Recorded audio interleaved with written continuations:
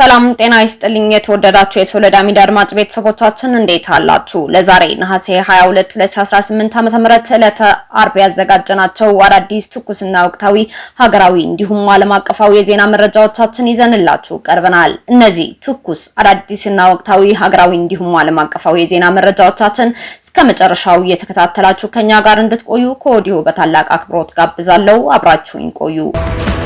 በሀሃይለ ወረዳ ፈረስማይ ከተማ ጽንፈኛው ህወሓት በህዝብ ላይ ተኩስ መክፈቱ ተገለጸ። በትግራይ ክልል አድዋ አውራጃ ሀሃይለ ወረዳ ፈረስማይ ከተማ ከፍተኛ የአፈሳ እንቅስቃሴ እየተካሄደ መሆኑ ተገልጿል። በሀሃይለ ወረዳ ፈረስማይ ከተማ የጽንፈኛው ህወሓት ታጣቂዎች በአካባቢው ህዝብ ላይ ሰፊና ኃይለኛ የሰው አፈሳና እስራት በዛሬው ዕለት ነሐሴ 22 2018 ዓ.ም እያካሄዱ እንደሚገኙና በተጨማሪም በህዝቡ ላይ ከባድ ተኩስ የከፈቱ መሆኑን ከአካባቢው የወጡ አዳዲስ መረጃዎች አመላክተዋል። እንደ ምንጮቹ ገለጻ በከተማዋ የተከሰተውን ግጭትና ተኩስ ተከትሎ የጽንፈኛው ህወሓት ታጣቂዎች በህዝቡ ላይ ከባድ ተኩስ ከፍተው የሚገኙ ሲሆን በርካታ የአካባቢው ነዋሪዎችና ወጣቶች በታጣቂዎቹ እየተያዙ ይገኛሉም ተብሏል። በአካባቢው ያለው ውጥረት አሁንም ከፍተኛ እንደሆነና ነዋሪዎች በስጋት ውስጥ እንደሚገኙም ተገልጿል።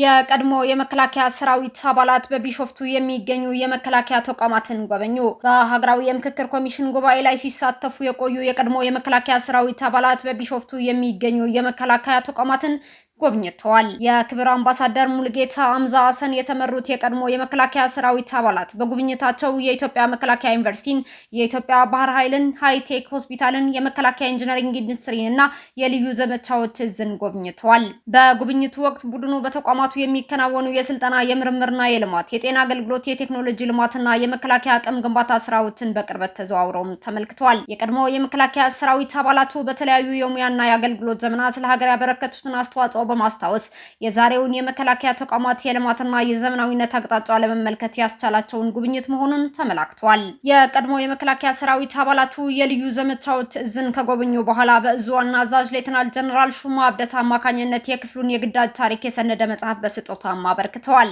የክብር አምባሳደር ሙልጌታ አምዛና የጓዶቻቸው የቀድሞ የወታደራዊ ፎቶዎች የሚያሳይ የማስታወሻ ፎቶ አልበም በስጦታ መልክ ለልዩ ዘመቻዎች እዝም አበርክተዋል። አባላቱ በአጠቃላይ ጉብኝት ባደረጓቸው የመከላከያ ተቋማት ሁሉ ለተደረገላቸው ክብርና ተቋማቱ ላመጡት ለውጥ አድናቆታቸውንና ምስጋናቸውን በኩራት ገልጸዋል።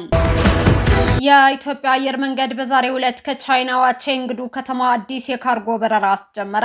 የአፍሪካ ግዙፍ የአቪዬሽን ተቋም የሆነው የኢትዮጵያ አየር መንገድ በደቡብ ምዕራብ ቻይና የምትገኘውን የቼንግዱ ከተማ ከአፍሪካ አህጉር ጋር በቀጥታ የሚያገናኝ አዲስ የዕቃ ጭነት ወይም ካርጎ የበረራ አገልግሎት በይፋ ማስጀመሩን አስታውቋል። ይህ አዲስ አየር መንገድ መከፈቱ በምዕራብ ቻይናና በስፋት እያደገች ባለው የአፍሪካ አህጉር መካከል ያለውን የንግድ የኢኮኖሚና የኢንቨስትመንት ልውውጥ በከፍተኛ ደረጃ የሚያፋጥንና የሚያጠናክር አዲስ የዲፕሎማሲና የንግድ ድልድይ ሆኖም ተመዝግቧል። ይህ አዲስ የካርጎ በረራ መስመር የሸቀጦችንና የንግድ ቁሳቁሶችን እንቅስቃሴ ፈጣንና ቀልጣፋ የሚያደርግ በመሆኑ በሁለቱ ቀጠናዎች መካከል የሚደረገውን የሁለትዮሽ የንግድ ግንኙነት ወደ ላቀ ደረጃ ያሸጋግረዋል ተብሎ የሚጠበቅ መሆኑም ከአየር መንገዱ የተገኘው መረጃ ያመላክታል። የኢትዮጵያ አየር መንገድ ይህንን ስትራቴጂካዊ የካርጎ በረራ መክፈቱ የአፍሪካ ዋና የሎጂስቲክና የጭነት ማዕከልነቱን አጠናክሮ የሚያስቀጥለው ሲሆን ለሁለቱም ወገኖች የንግድ ማህበረሰቦች አዳዲስ የንግድ ዕድሎችንና የገበያ ትስስሮችን የሚያስፋፋ ሀገራዊና አህጉራዊ ስኬት ነው ተብሏል። በጊኒ 173 የመከላከያ አባላት ከኃላፊነታቸው መባረራቸው ተገለጸ። የጊኒ ፕሬዝዳንት ማማዲ ዱምቢያ እንደ አውሮፓውያን አቆጣጠር በ2021 በፈጸሙት ወታደራዊ መፈንቅለ መንግስት ስልጣን ለመያዝ አብረዋቸው የተሳተፉትን ኮሎኔል ሚሼል ላማህን ጨምሮ 173 የመከላከያ ሰራዊት አባላትን ከስራ ገበታቸው ጠፍተዋል በሚል ምክንያት ከኃላፊነታቸው አግደው አባረዋቸዋል። ይህ እርምጃ የተወሰደው አዛዡ ዱምቢያ እንደ አውሮፓውያን አቆጣጠር በታህሳስ 2025 በተካሄደው የፕሬዝዳንትነት ምርጫ አሸናፊ በመሆን ስልጣናቸውን በይፋ ከተቆጣጠሩ ከጥቂት ወራት በኋላና መፈንቅለ መንግስቱ ከተካሄደ 5 ዓመታት ገደማ በኋላ ነው። በፕሬዝዳንታዊ ድንጋጌ የተላለፈው ውሳኔ ልዩ ልዩ የመከላከያ ዘርፍ አባላትን ያካተተ ሲሆን በተለይም የመፈንቅለ መንግስቱ ግንባር ቀደም ተሳታፊ የነበሩት ኮሎኔል ሚሼል ላማህ መባረራቸው ትልቅ ትኩረትም ስበዋል።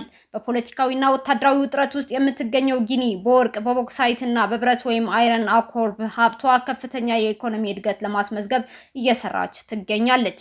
በዓለም አቀፍ ደረጃ በከፍተኛ መጠን ከሚታወቁት የብረት ወይም አይረን አውትክሮፕ ፕሮጀክቶች አንዱ የሆነው የሲሚንዱ ሜጋ ፕሮጀክት ስራ መጀመሩ የሀገሪቱን የማዕድን ዘርፍና የኢኮኖሚ አቅም በእጅጉ ያሳድገዋል ተብሎም ይጠበቃል።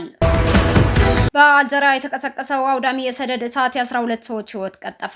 በሰሜን ምስራቅ አልጀሪያ በደረሰ የሰደድ እሳት አደጋ የ12 ሰዎች ህይወት ሲያልፍ 10 የሚሆኑ ደግሞ ለተለያዩ አካላዊ ጉዳቶች መዳረጋቸው የሀገሪቱ የሀገር ውስጥ ጉዳይ ሚኒስቴር እና የሲቪል መከላከያ ባለስልጣናት አስታውቀዋል። የሀገር ውስጥ ጉዳይ ሚኒስትሩ ሰይድ ሰይድ ለብሔራዊ ቴሌቪዥን በሰጡት መግለጫ አደጋው በጂጂል ግዛት የ5 በቤጃ ግዛት የ4 እንዲሁም በቴዚ ኦውዙ የ3 ሰዎችን ህይወት መቅጠፉ ገልጸዋል። በተጨማሪም በቤጃ ሆስፒታል ለ54 ሰዎች በቃጠለው ምክንያት የህክምና እርዳታ እየተደረገላቸው የሚገኝ ሲሆን ከነዚህ ውስጥ የልዩ ክትትል የሚሹ 6 ሰዎች ሁኔታ አሳሳቢ መሆኑ ተጠቅሷል። በአካባቢው መገናኛ ብዙሃን ዘገባ መሰረት ህይወታቸውን ካጡት መካከል የ8 ዓመት ህፃንና የ22 ዓመት ወጣት ይገኙበታል። በአሁኑ ወቅት የእሳት አደጋ ተከላካዮች በ69 የተለያዩ አካባቢዎች የተቀሰቀሰውን እሳት ለመቆጣጠር ከፍተኛ ጥረት እያደረጉም ይገኛሉ። ሆኖም አካባቢው ያጋጠመው ኃይለኛ ነፋስና ከፍተኛ ሙቀት የቃጠለውን ስርጭት በማፋጠናቸው የእሳት ማጥፋት ስራው እጅግ ፈታኝ አድርጎታል ተብሏል። በዚሁ ምክንያት በምስራቃዊ የሀገሪቱ ክፍል የሚገኙ 3 ዋና ዋና አውራ ጎዳናዎች እንዲዘጋጉ የተደረገ ሲሆን በርካታ ነዋሪዎችም አካባቢያቸውን ለቀው እንዲወጡ ተገደዋል። የአየር ንብረት ለውጥ ለከፍተኛ ሙቀትና ድርቅ መከሰት በምክንያትነት ቢጠቀስም ባለስልጣናት ግን የአደጋው መንስኤ ሆን ተብሎ የተፈጸመ የቃጠሎ ድርጊት ሊሆን ይችላል በሚል ጥርጣሬ ምርመራም ጀምረዋል። ከዚሁ አደጋ ጋር ተያይዞ በቆስጠንጢኖስ ግዛት ውስጥ ቃጠሎውን አቃጥለው የተጠረጠሩት 4 ግለሰቦች በቁጥጥር ስር ውለው ምርመራ እየተካሄደባቸው መሆኑ የአፍሪካ ኒውስ ዘገባ ያመላክታል። ትራምፕ ከካናዳ ጋር የሚጋሩትን ኦንታሪዮ ሐይቅ ስም ወደ አሜሪካ ሐይቅ የሚቀይር የስራ አስፈጻሚ ትዕዛዝ ፈረሙ። የአሜሪካው ፕሬዝዳንት ዶናልድ ትራምፕ አሜሪካ ከካናዳ ጋር በጋራ የምትጋራውን ታዋቂውን ኦንታሪዮ ሐይቅ ወይም ሌክ ኦንታሪዮ ስም በይፋ በዩናይትድ ስቴትስ በኩል ወደ አሜሪካ ሐይቅ ወይም ሌክ አሜሪካ የሚቀይር የስራ አስፈጻሚ ትዕዛዝ ፈርመዋል። ይህ ውሳኔ የተላለፈው በሁለቱ ጎረቤት ሀገራት መካከል የተከሰተው የንግድ ውዝግብና የታሪፍ ጦርነት በከፍተኛ ሁኔታ ባየለበት በዚህ ወቅት ነው። ፕሬዚዳንት ትራምፕ በዋይት ሀውስ ኦቫል ኦፊስ ፈርመው ባሳዩት ትዕዛዝ ላይ የአሜሪካ የሀገር ውስጥ ጉዳይ ሚኒስቴርና የጂኦግራፊያዊ ስሞች መዝገብ የሐይቁን ስም በአስቸኳይ እንዲያስተካክሉ መመሪያ ሰጥተዋል። አሜሪካ በቢሊዮን ዶላር በሚቆጠሩ የካናዳ እቃዎች ላይ 50 በመቶ የታሪፍ ጭማሪ ማድረጓን ተከትሎ የሁለት ሀገራት የንግድ ድርድር መቋረጡ ይታወሳል። ትራምፕ ውሳኔውን ሲያብራሩ ካናዳ በንግድ ዘርፍ ለረጅም ጊዜ ስትበዘብዘን ቆይታለች ሲሉ ከሰዋል። የካናዳው ጠቅላይ ሚኒስትር ማርክ ካርኒ የትራምፕን ውሳኔ ውድቅ ያደረጉ ሲሆን ኦንታሪዮ የሚለው ስም ከ400 ዓመታት በላይ እድሜ ያለው የሀገር በቀል ኢንዲጂነስ መክፈቻ ስም እንደሆነና አሁንም ሆነ ወደፊት ኦንታሪዮ ሐይቅ ተብሎ እንደሚጠራ ገልጸዋል። ከሐይቁ ጋር ድንበር የምትጋራው የኒውዮርክ ግዛት አስተዳዳሪ ካቲው ሆኩል ውሳኔውን አስቂኝ ሲሉ የገለጹ ሲሆን ግዛታቸው አዲሱን ስም እንደማይቀበለው አስታውቀዋል። ይህ እርምጃ ትራምፕ ባለፈው ዓመት የሜክሲኮ ባህረ ሰላጤን ወይም ገልፍ ኦፍ ሜክሲኮ ስም ወደ ገልፍ ኦፍ አሜሪካ ከቀየሩበት ውሳኔ ጋር ተመሳሳይ ሲሆን የአሜሪካ መንግስት ውሳኔውን በሀገር ውስጥ ብቻ የሚያስፈጽም በመሆኑ ካናዳ ወይም ዓለም አቀፍ አካላት ስሙን እንዲቀበሉ የማስገደድ ህጋዊ ስልጣን የለውም። እስካሁን አብራችሁን ከኛ ጋር ስለነበራችሁ እያመሰገንኩኝ በሌሎች መረጃዎች እስክንመለስ እንደተለመደው የሶለዳ ሚዲያ ቤተሰብ በመሆን ላይክ፣ ሼር፣ ሰብስክራይብ ማድረጋችሁን አትርሱ። አዳዲስ ትኩስና ወቅታዊ መረጃዎቻችን በቶሎ እንዲደርሷችሁ የደወል ምልክቷን ይጫኑ። ስኬት፣ ድልና ሰላም ለኢትዮጵያውያን። ሶለዳ ሚዲያ